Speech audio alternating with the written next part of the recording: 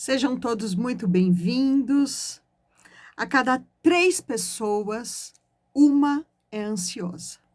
Essa é a pesquisa da Organização Mundial de Saúde, que apontou o Brasil como o país número 1 em ansiedade do planeta. E o que nós vamos fazer sobre isso?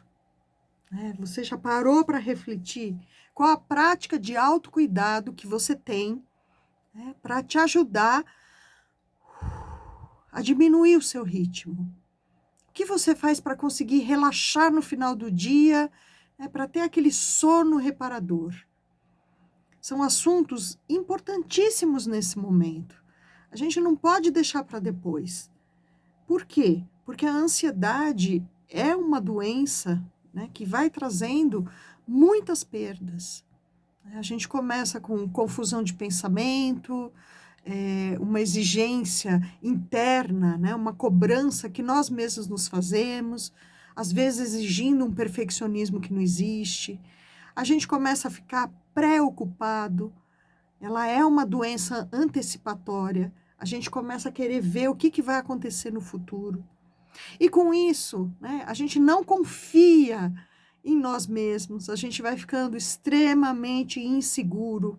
E nessa insegurança, a gente começa a imaginar tudo de ruim que pode estar acontecendo. A gente cria um filme de terror na nossa mente.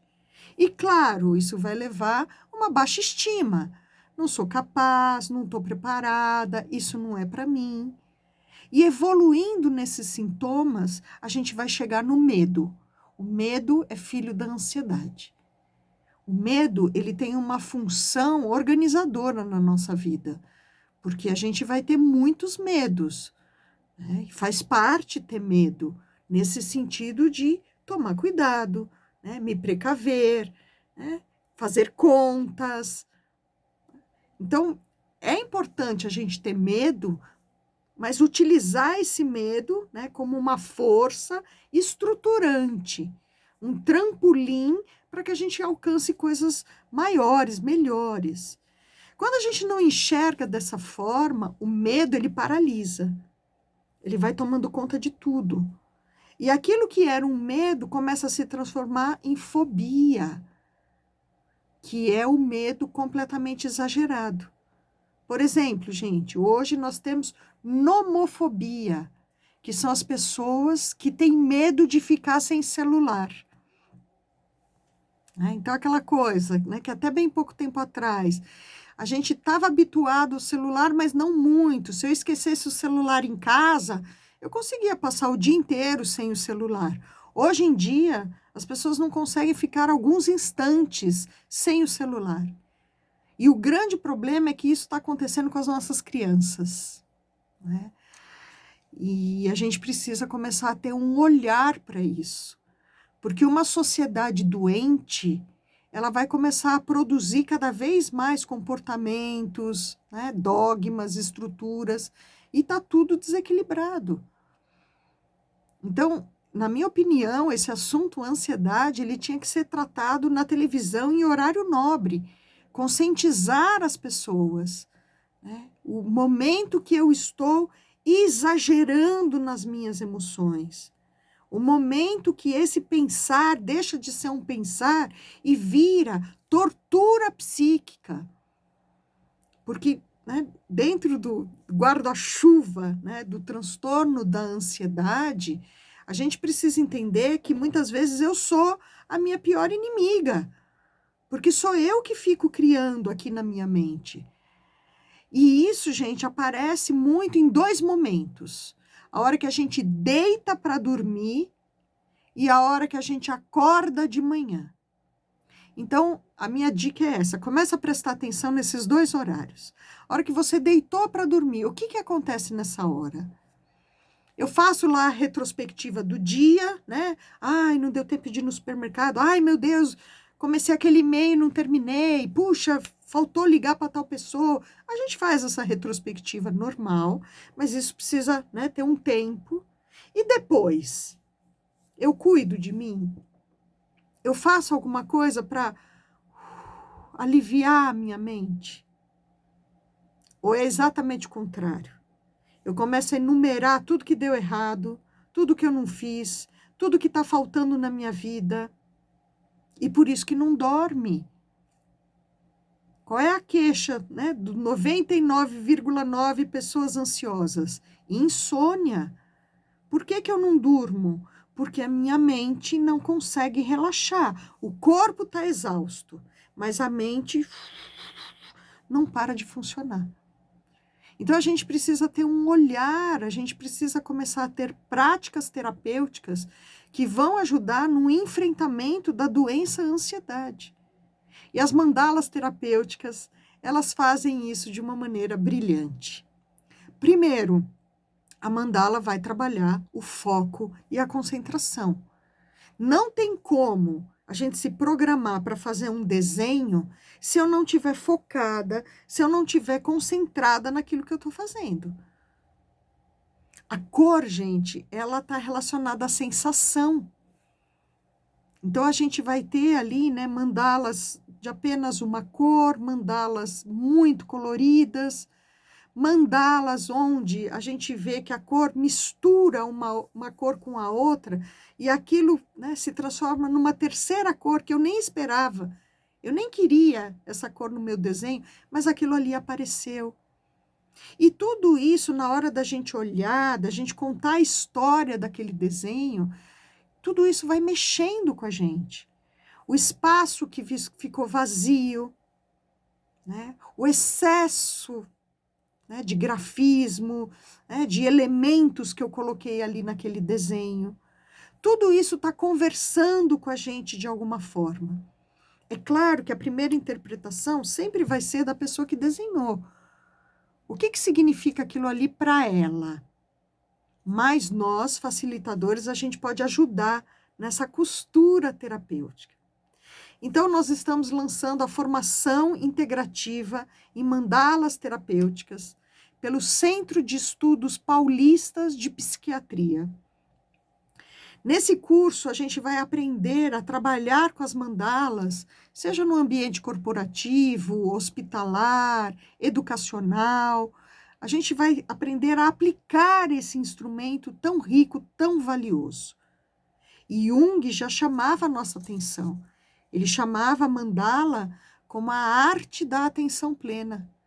Ele relata no livro vermelho de Jung que ele acorda de manhã e ele chegou a fazer 5 mandalas, uma seguida da outra, como uma forma de organizar a mente. Porque ele percebia isso, né? Tenho tantas demandas, estou tão agitado, como é que eu vou organizar a minha mente? Desenhando uma mandala.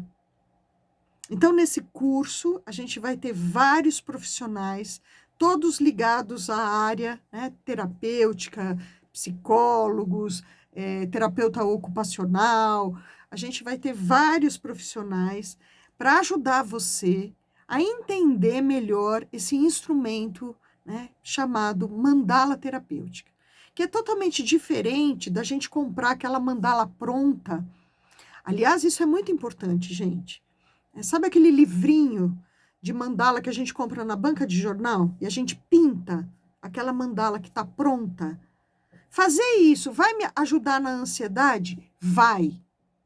Nós já temos uma pesquisa científica feita com estudantes universitários. Olha que interessante isso. Eles dividiram em 3 grupos.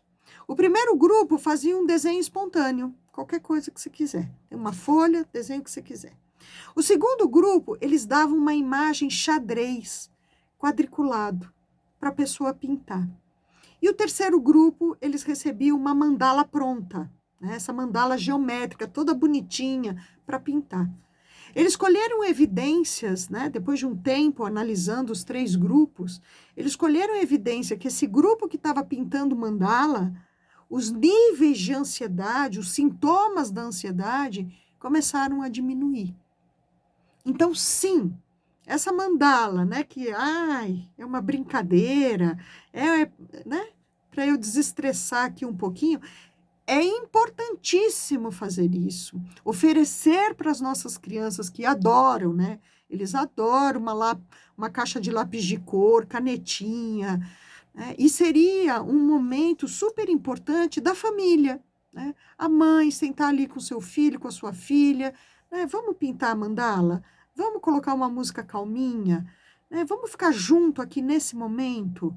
E que tipo de assunto aparece nessa hora? Seria né, a gente enriquecer o nosso dia a dia com ferramentas que trazem o comportamento saudável, organizado, essa diminuição do ritmo, porque a gente está muito afobado, a gente está muito aflito, a gente está muito, né, naquele movimento do proativo, eu tenho que estar fazendo, eu tenho que estar fazendo. As pessoas até falam assim, atropelando as palavras de tão agitados que estão. Lógico que isso vai ter um peso na nossa sociedade. E a gente precisa começar a olhar essa organização, essa forma de corrigir esse comportamento. Então, anota aí, gente. Meu nome é Adriana Splendore. Eu trabalho há 12 anos, né, no Instituto de Psiquiatria da USP com as mandalas terapêuticas. Eu ganhei 2 prêmios importantíssimos aplicando esses materiais. O primeiro prêmio foi no 3º Simpósio Internacional do Hospital Albert Einstein, onde eu ganhei em primeiro lugar com, né, um artigo que eu escrevi sobre os benefícios das mandalas terapêuticas. E o segundo prêmio, também na área da psiquiatria, foi o Congresso Internacional de Boas Práticas em Saúde Mental dentro da psiquiatria. E esse trabalho que eu fiz com as mandalas nas enfermarias do IPQ, ele também, né, recebeu uma premiação. Ou seja, gente, não é aquela coisa assim, ai, tá na moda, ai, vamos, né, todo mundo vai fazer porque tá todo mundo fazendo. Não. As mandalas, elas vêm, olha, há muitos anos, a gente vai encontrar mandalas em todas as civilizações. Ela começa a ter ali um conhecimento maior pelo budismo tibetano, onde elas são formas da gente meditar. Eu olho aquele desenho e vejo como isso reverbera em mim, né? Medito através dessa observação. E quem traz a mandala para o gabinete terapêutico é Jung. Para ele, o inconsciente era muito maior e mais rico do que o ego. Então, ele queria ter acessos a esse inconsciente. E ele vai estudar diversas formas, né? Os sonhos, por exemplo. Mas as mandalas se mostram um instrumento extremamente rico, dinâmico, para que a gente tenha esse diálogo com a gente mesmo. Que a gente consiga, né, nesse momento, né, de introspecção, do desenho, né, a gente se conecta com aquilo que a gente tem de mais rico e faz a gente refletir, né, quem eu sou, qual o sentido da vida, qual é a minha missão, o que é a prioridade. A pandemia fez isso também, né? A hora que a gente teve lá, né, o lockdown, né, todo mundo em casa, sem poder ir no shopping, restaurante, academia, happy hour, tudo isso cessou e a gente teve que se olhar profundamente. E nessas horas, o que eu encontrei? Eu encontrei riqueza, eu encontrei sensibilidade, eu encontrei leveza. Ou exatamente o contrário. Eu encontrei dentro de mim uma pessoa dura, rígida, sargentona. Essa é a pergunta que eu faço para vocês hoje. Como você está? E se você, né, mexeu aí no seu coração, se identificou com isso que eu estou falando, fica o convite. A formação integrativa, as aulas vão ser todas online. A gente está com valor super acessível, você pode estar pagando isso em 10 vezes. A gente começa agora em agosto e terminamos em dezembro, onde você vai ter uma certificação pelo Centro de Estudos Paulista de Psiquiatria, ou seja, é um baita diploma aí para o seu currículo. E com uma técnica, né, que vai servir tanto no seu autocuidado, quanto você oferecer para os seus pacientes, numa dinâmica de treinamento empresarial. Eu já fiz isso várias vezes, e os resultados sempre foram muito positivos. Então, gente, não fica de fora. Aproveita essa chance para você dar um up no seu currículo. Hoje muito se fala de liberdade geográfica, né? A gente poder trabalhar em qualquer lugar, né? Seja aqui, seja, né? Tô na praia, tô, né? Em outro país. E as mandalas, elas permitem isso. Elas permitem que esse atendimento seja feito dessa forma online. Então, gente, né? Manda um WhatsApp, vamos conversar, não fica de fora dessa turma, né, que vai ser muito especial. Então, anota aí, meu nome é Adriana Splendore, o meu celular, o prefixo é 11 9 6430 9702. Eu vou repetir, 9 6430 9702. Manda um WhatsApp para a gente poder conversar, tirar todas as suas dúvidas. As aulas, elas vão ser todas gravadas. Então, mesmo que você tenha, né, naquele dia eu não posso estar, ou caiu a internet, não tem problema. A gente vai mandar essas aulas gravadas para você. Então, manda uma mensagem, eu vou te mandar toda a programação, as datas, o conteúdo das aulas e os docentes que vão estar conosco nessa formação. Já garanto para vocês que são todos docentes, né, de primeira linha, com muita expertise nessa área. Então, gente, né, o programa de hoje a gente está falando desse cuidado que a gente precisa ter com, né, os transtornos de ansiedade. A ansiedade, ela não vai ficar paradinha.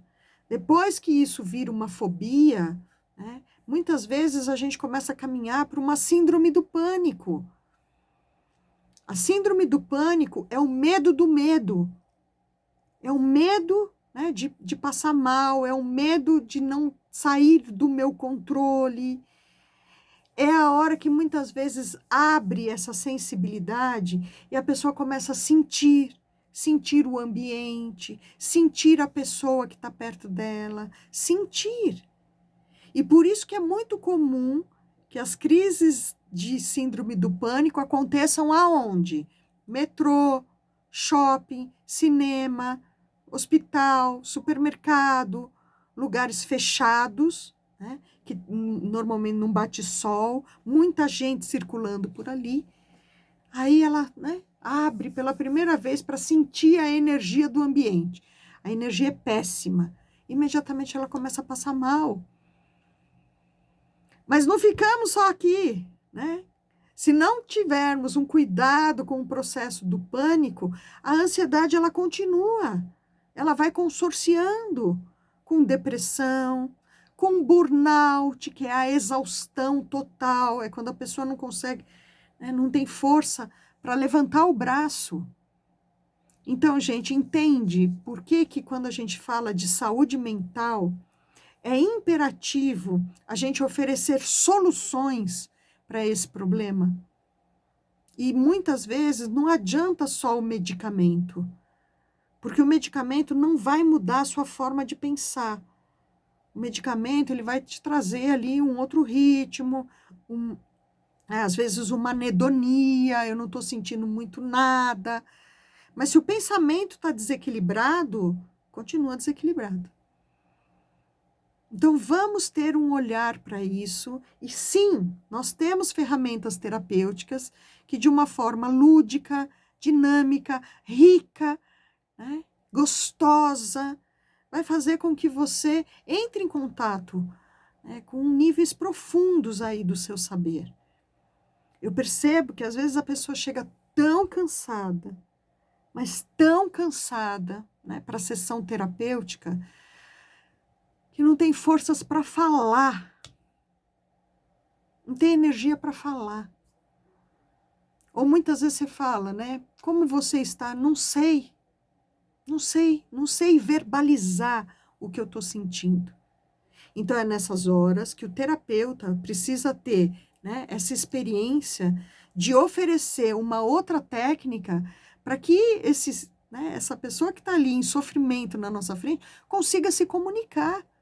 E o desenho faz isso de uma forma brilhante, né? Porque ele vai trazer as forças do empoderamento, do saudável, mas ele vai trazer também os conflitos, aquilo que a gente varreu para baixo do tapete, né? A gente adora fazer isso.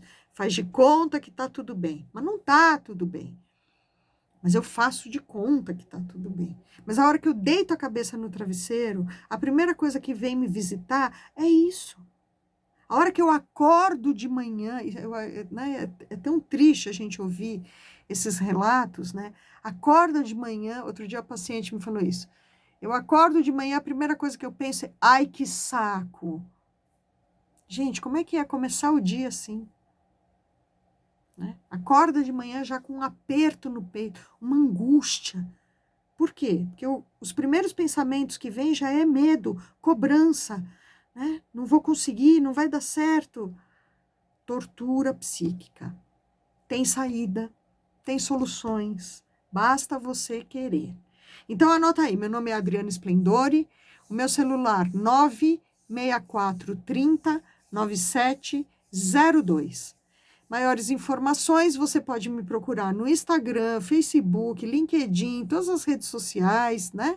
Tá? Bota meu nome no Google, Adriana Splendor, você vai ver lá os artigos que eu já escrevi, né? Toda a minha carreira aí profissional, só que de Rádio Mundial já vão fazer 23 anos que eu estou aqui. Meu programa é sempre às terças-feiras, às 6:30 da manhã. Aguardo vocês e quero desejar uma excelente semana, com muita paz, muita luz e até nosso próximo encontro.